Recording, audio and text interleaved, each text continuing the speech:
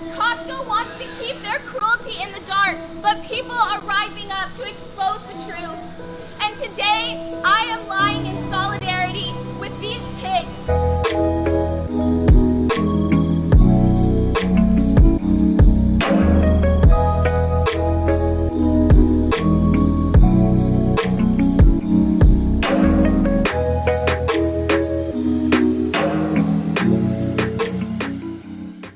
My name is Cassie. I went vegetarian kind of gradually. I stopped eating mammals because somehow that was an easier connection to make. And before that, I'd stopped buying any makeup or any household items that were tested on animals. It was really a gradual transition for me to realize that one thing was horrible, so was another, so was every kind of animal abuse. But my most interesting moment, I guess, or if I had to pick a moment where something was like a light bulb, it was when Proposition 2 went into effect. And that was supposed to, drastically increase the cage sizes for animals and give them so much more space. But it just meant that animals could fully extend their wings and their limbs inside of their cages, and that was the victory. And I remember that morning my dad telling me, we were just hanging out in the living room, and he thought I'd be happy because I was already, had taken some steps at that point and really loved animals. And he said, "Cassie, this is great news. This just happened, and now birds can actually flap their wings inside their cage. They can stretch out their arms all the way."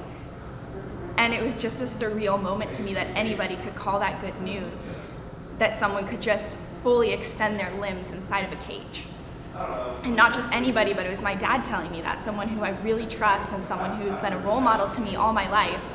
And there was just this huge disconnect in that moment of what we both thought was good for animals. And that's the moment I decided to stop eating animals. So that was the day that I decided to go vegetarian. And unfortunately, it took me a few more months to even learn what was wrong with dairy and eggs. But that happened when I came up to college and went to UC Berkeley. And once I was here, I met other vegans and vegetarians and people who opened my eyes, who I'm so grateful to for teaching me things that I had never thought about. I honestly never considered that to produce milk, someone has to be pregnant.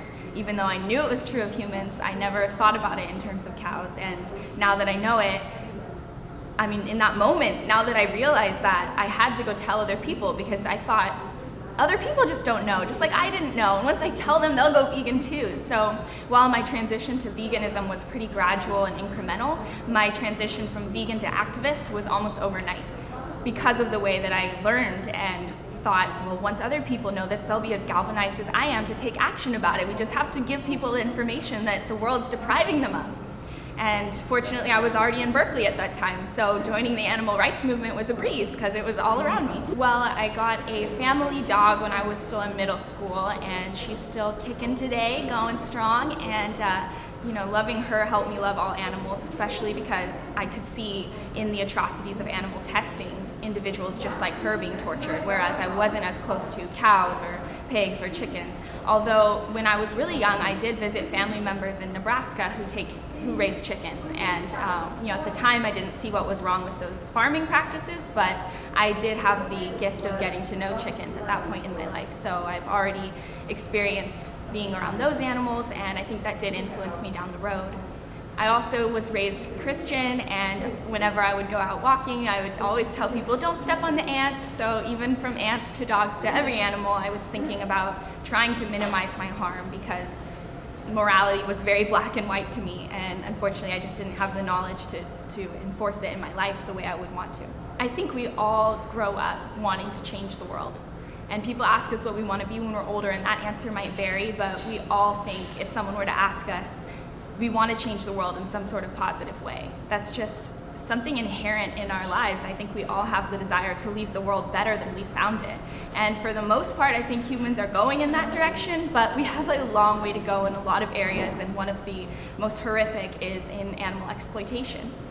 But I see people rising up every day who started out not knowing that there were these atrocities happening, not knowing that there was a movement going on, and it's becoming more and more prevalent everywhere, and people will no longer be able to ignore the rising movement or to ignore animal suffering.